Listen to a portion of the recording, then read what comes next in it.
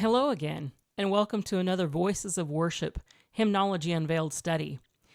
This week, we will look into the depths of the thought-provoking hymn, I Am Thine, O Lord, also known as Draw Me Nearer. And let's see what it means to us.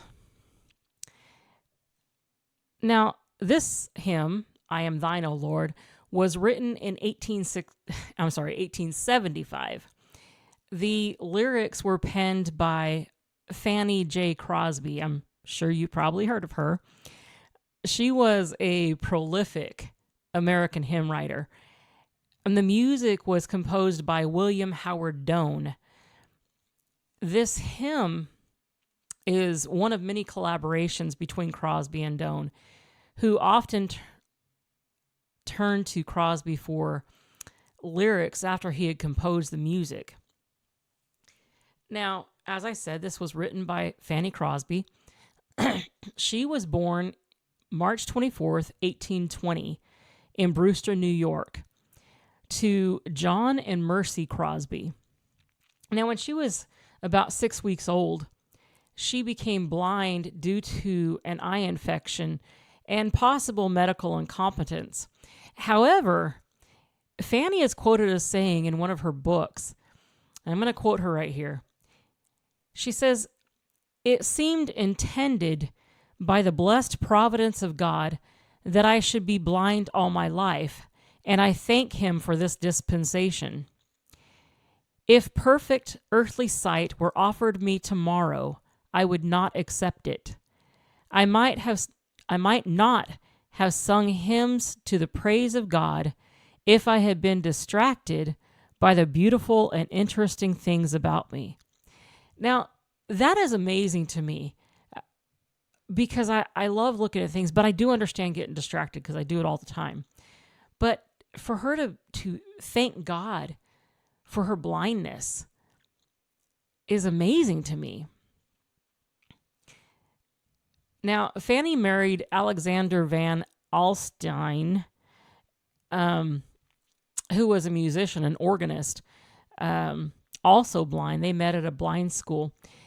They married in 1858, and they had one child who died in infancy. And you can only imagine that tragedy for that family to lose their only child. Crosby wrote her first hymn in her 40s and quickly became known for her ability to produce hymns quickly and at request for almost any occasion. She is credited with having written over 8,000 hymns in her lifetime. That is a lot of hymns. She passed away on February 12th, 1950 in Bridgeport, Connecticut, at the ripe old age of 98. Now, as I said, the music was written by William Howard Doane. William was born on February 3rd, 1832, in Preston, Connecticut, to Joseph Howes Doane and Frances Treat. He was an influential figure in American church music, best known for his role as a composer of Christian hymns. Doane grew up in a musically inclined family, which fostered his early interest in music. He developed his skills while still young and went on to have a successful career both as a businessman and a musician. He was actually an inventor. His professional career was primarily in the business world. He became a successful manufacturer and, as I said, inventor, holding patents and leading companies. But despite his business success, he devoted much of his energy and resources to Christian music. He also served as the Sunday school superintendent and led the choir at the Baptist church he attended in Cincinnati, Ohio.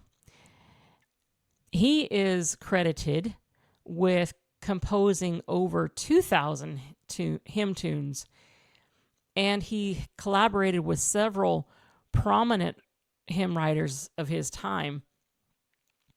His most his most notable partnership was with Fanny Crosby. Together, they produced many beloved hymns, including I Am Thine, O Lord. And then they did Safe in the Arms of Jesus and Pass Me Not, O Gentle Savior. Doane is remembered as a key figure in the development of gospel music in the United States.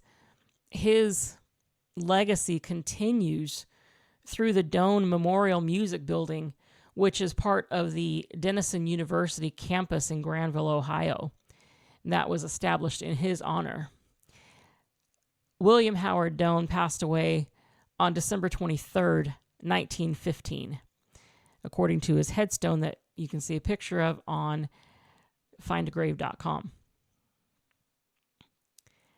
So you can see that this hymn has a rich history, and it is obviously still beloved today. Verse 1 of I Am Thine, O Lord, says, I am thine, O Lord, I have heard thy voice, and it told thy love to me. But I long to rise in the arms of faith and be closer drawn to thee.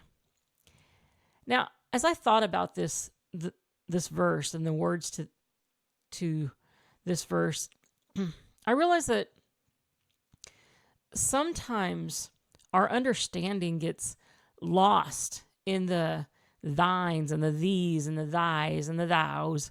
So I wanted to put this verse into my own words.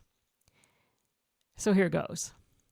And mind you, it's just my paraphrase. It is not a poetic rendition. It is just what I got from that verse. I'm yours, Lord. I've heard you calling me. I've heard you telling me how much you love me. My greatest desire is to grow stronger in my faith in you and to draw closer to you every day. That's what those words mean to me. I encourage you to think about those words and see what they mean to you. But let's tie some scriptures to those. Psalm 100, verse 3 in the New International Version says, Know that the Lord is God. It is He who made us, and we are His. We are His people, the sheep of His pasture. We belong to God. We are His. That verse says it right there. Then in John 1, 12 through 13 in the New Living Translation, it says, But to all who believed Him and accepted Him, He gave the right to become children of God. They are reborn, not with a physical birth resulting from human passion or plan, but a birth that comes from God. You see, we are God's. We belong to Him. He created us. So who are we not to listen to His voice? Who are we not to desire to draw closer to Him?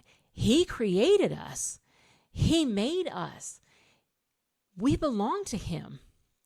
When we acknowledge that we are His, when we acknowledge that He is calling us, when we accept the love He is trying to lavish upon us, our desire to draw closer to Him and grow in our faith in Him will become stronger. But we have to accept that love that He gives us. We have to acknowledge that we're His and acknowledge that He's calling us. We have to actually listen for His call. It does become easier the more we do it, the more we take time to listen, the more we take time to spend with Him. and the more we ask him to draw us closer to him.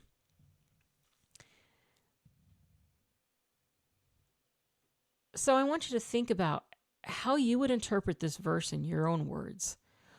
What do the lyrics of this verse mean to you? I've told you mine. Think of yours. Listen to God's call. And while you're at it, think about these questions.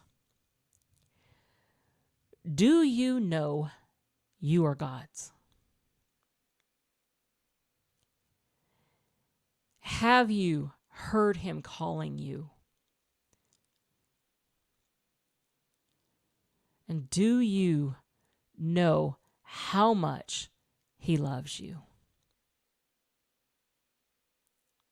Think about those questions. Ponder them.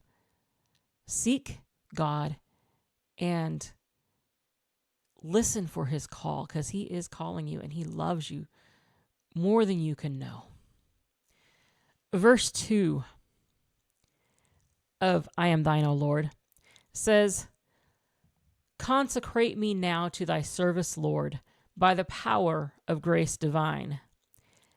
Let my soul look up with a steadfast hope, and my will be lost in thine. Now, since I put the first verse into my own words, I figured I might as well continue and try to see what the lyrics to this song mean to me.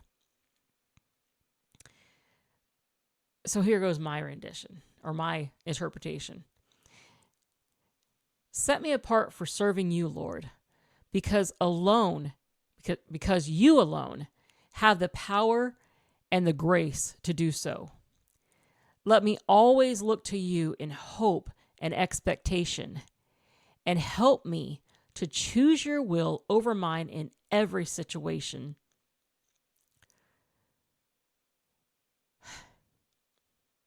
Choosing his will in every situation. Let my will be lost in thine. That is the desire of my heart, but it's hard. It is so hard sometimes to let my will be lost in his, to want his will over mine. Let's look at some verses that talk about our calling and talk about being set apart for him. 1 Peter chapter 2, verse 9 in the New International Version says, but you are a chosen people, a royal priesthood, a holy nation, a people belonging to God, that you may declare the praises of him who called you out of darkness into his wonderful light. Yes, he was talking to the nation of Israel here. Yet, when we come to him, we become his chosen people. We become a royal priesthood. We become part of that holy nation. We belong to God. We are to declare his praises because he called us out of darkness and into his wonderful light. Let's move on to the next passage that I have here. It's Psalm 143, verse 10 in the New Living Translation. Teach me to do your will, for you are my God. May your gracious spirit lead me forward on a firm footing. When we put our faith in God through Jesus Christ, we are set apart for service to him. We are made holy by his power and grace. We can always look to God in hope and expectation because he is true to his word and he is with us always. He has never left us. He has never forsaken us. He is right there with us. If anything looks like it changes, guess what? God doesn't change. We do. God didn't move. We did. So we can still come to him in hope and expectation because we are his. And you know what's really cool? He will give us the strength and the courage to choose his will over our own if we will look to him and ask him to guide us. He will always guide us in the right way. His will is always better than our own will. Have you ever done things in your own will? You knew God was telling you one thing, or you didn't bother to ask him because you didn't want the answer. I've done this. But you go off and do things on your own without asking him or knowing that he told you something else. And you went ahead and did your own thing anyway. How'd that work out for you? I know when I've done that, it has not worked out well for me at all. God still gets the glory, but things would have been a whole lot easier if I would have just listened to him in the first place and done what he told me to do, or asked what he wanted me to do instead of going off on my own and trying to figure out things all on my own. So I want to ask you some questions, and I want you to ponder them as you think about what this verse means to you. Have you asked God to set you apart for his service? Are you looking to God with hope and expectation? And are you seeking his will over your own? Think about that. Think about those questions. Check your heart, check your mind. Think about the questions and think about what this verse in this song means to you. How would you interpret it for your own life? Verse 3 of I Am Thine, O Lord, says, "Oh, the pure delight of a single hour that before thy throne I spend. When I kneel in prayer and with thee, my God, I commune as friend with friend." So, as I said before, I interpreted the first verse in my own words, did the second verse, so I'm going to continue here with the third verse. So this is my interpretation, what I get from this. And as I said before, it's not done poetically. It is just what I get from the song, from that verse, what it means to me. Here's my interpretation. Oh God, every moment I spend in your presence is the most precious time. I wouldn't trade it for anything. I love that I can talk to you, not only as God the Creator, but as my best friend. We can talk about anything, and I know you'll understand and still love me completely. Yeah, I get a little choked up on that one because it means so much to know that I can talk to God. He's not going to break my confidence. He's not going to go blab it everywhere. But he understands, and he's still going to love me. No matter my questions, no matter my frustrations, he's still going to love me. And he's still going to understand, and I can talk to him as my best friend because that's what he is. So that time that we spend with him is so important. Now this scripture that I want to read is out of the Message. It's Psalm 84:10. I just loved how it put this. It says, "One day spent in your house, this beautiful place of worship, beats thousands spent on Greek island beaches. I'd rather scrub floors in the house of my God than be honored as a guest in the palace of sin." Whew. Think about that one. That says it all right there. What means more to us? Spending time with God or the pleasures of this world?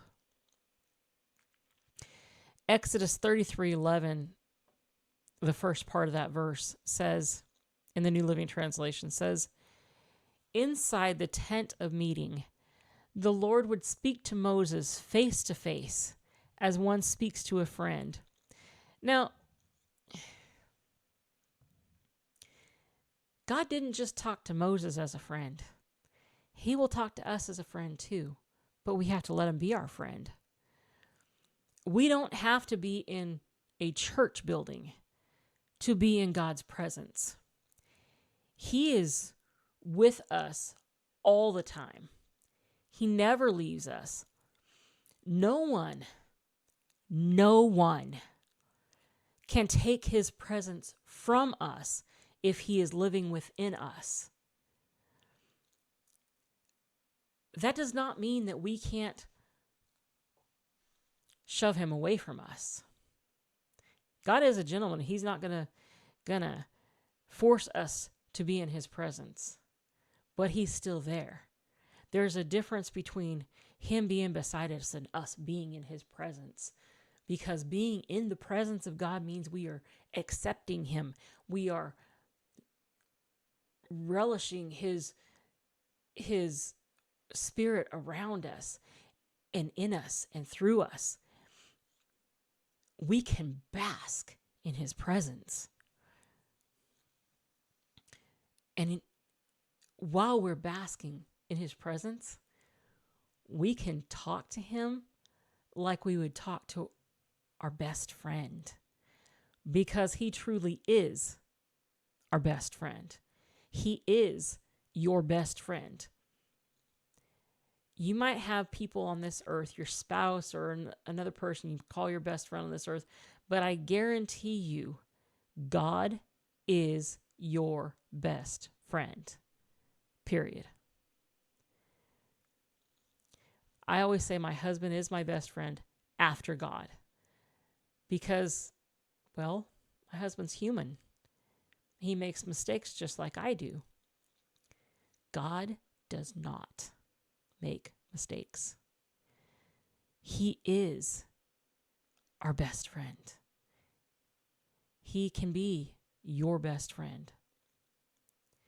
You can tell him anything. You see, he already knows. So why not tell him? Share your thoughts. Share your concerns, your feelings, your frustrations, your joys, your sorrows. Share your desires with him. He wants to hear from you. He wants to spend time with you. He is the best friend you will ever have. So I want you to think about these questions. Ponder them. Seek God as you think about them. Ponder them in your heart, your mind. The first one is, do you give God time in your day, or is it just a passing glance? Do you talk to God and ask his opinion about everything?